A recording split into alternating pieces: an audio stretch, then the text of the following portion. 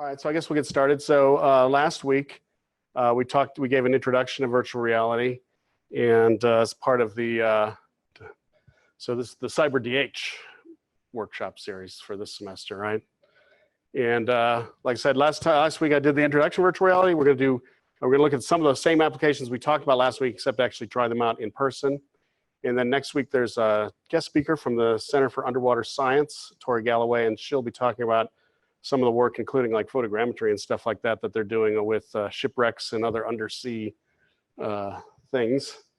And then every Thursday, except for Halloween and any breaks we have, and Thanksgiving break, I guess we'll end before Thanksgiving. So through the week before Thanksgiving, we'll have different talks on different media as it applies mostly to digital humanities. This semester and the next semester, we're going to do scientific visualization or more visualization-oriented things.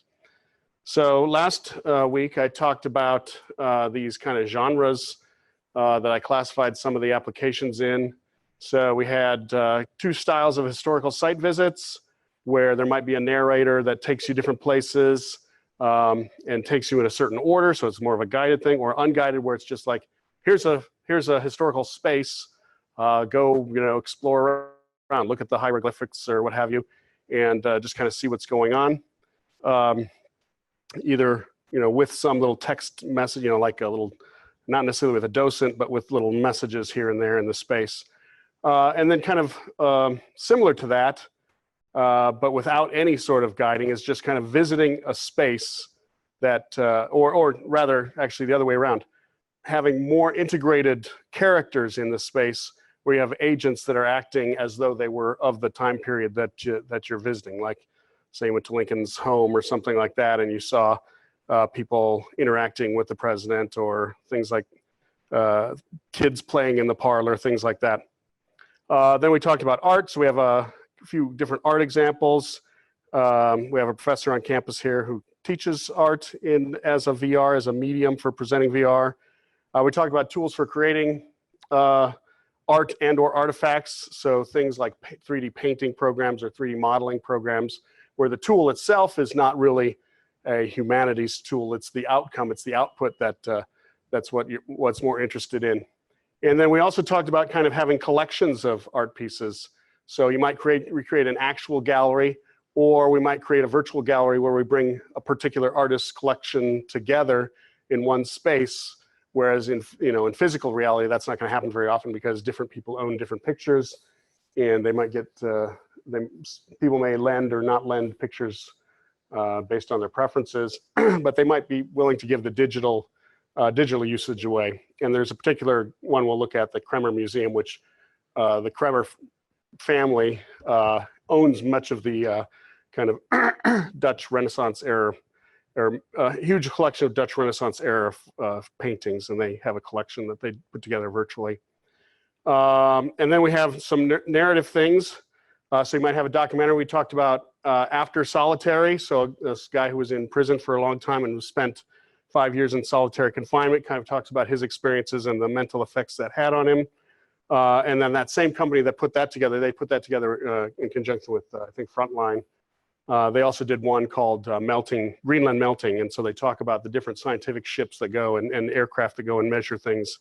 And they've recreated both the space using photogrammetry and tools, and then they also have these like scan captures of people who were then are in that space and giving the narration in kind of full three-dimensional shape. And then you can also have kind of fictional ones, which might be generated the same way, right? Capturing a real person, or just kind of doing 3D animations. And I don't know if we'll show any today, but we also talked about training training different people. So we talked about education training, archaeology training. I think there was another one that we might have. Right, so one of the apps we talked about last week and that I can show today is this church that's up in Indianapolis, or was, I guess it still exists in Indianapolis, at least the shell of it, but I think the interior space has been gutted now. But before that happened, the congregation wanted to kind of save the historical interior of the building. It had been there 100 so years, and so it was laser scanned with a LiDAR, and then it was modeled after the fact, and then the model was kind of colored, And the application that we have, which I have running on this laptop over here, will let you see all three forms. So you can see the laser scan, which is in intensity. It's not a colored laser. And then from that, modelers went in and kind of made a nice pristine version of that. And then they also went in and colorized it. And you can hop around to different places in there. So that's one of the applications that we're showing today by some IU professors at IUPUI. Oh, wrong laptop, wrong machine. Here's some artwork by Professor Dolinsky here on campus in Bloomington. And so this is one of her pieces. The name is blanking on me, but anyway, a few of her pieces which I can show today, although I think I have to download this one to get it to run, but that's no problem. We have plenty of time for that. So we have that one. We showed different ones last year for historical site visits, or last week, historical site visits. So the one on the left picture-wise is called Piazza d'Oro, and it has special features where it has smells and heat and wind. That one we don't have showing because it takes extra hardware. But the Rome Reborn one, which is in the upper middle, I do have that one where you kind of take a pseudo-virtual balloon ride around Rome.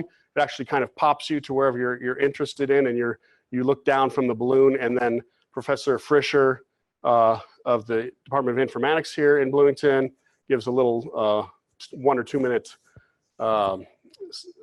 vignette on whichever building you highlighted. We talked about a couple other projects that were done here. And then I also mentioned how Google Earth could be used to visit different places, like going to Machu Picchu, although if you go, I was kind of hoping Machu Picchu might be more 3D realized, but in Google Earth, but it's not. But you can go pretty mumuch anywhere. And then we also talked about the Sistine Chapel visualization, which in a couple months we would be able to show, but it hasn't been released except for at conference venues, but it's going to be released reportedly in November. So we'll be able to download that and try it ourselves in November, but not today. I talked about different historical periods, including the virtual Harlem project that's been ongoing for over 20 years. And then the I Am a Man Civil Rights Experience. I don't have that one downloaded. I don't know if it costs money or not. Potentially I could, if you're excited about that one, we could download that. The ones I do have downloaded are the Titanic Vr, which again has, I mentioned last week, has both a narrative where you can kind of have an animated story that's on the far right here, where there's you can watch the ship go down and the families, some of the families and some of the people's reactions to the ship going down as created through an animation.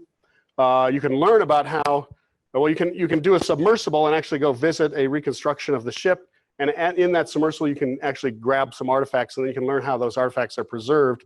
So you can learn part of the historical preservation techniques used on things, and in this case, things found underwater from 100 years ago. And then there's also the Apollo experience, which is in the upper right, which goes through the Kennedy speech through the actual Apollo 11 mission, and then you can actually sit in the spacecraft itself.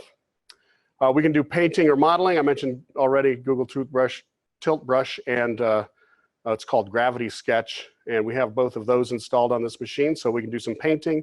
I think you can do painting on the Quest too, right? So we have both, I should say. We have a Quest here, which is a tetherless, entirely tetherless system, but limited computing capabilities, and then we have a Rift S, which is tetherless tracking, but has a wire back to the computer for the computation.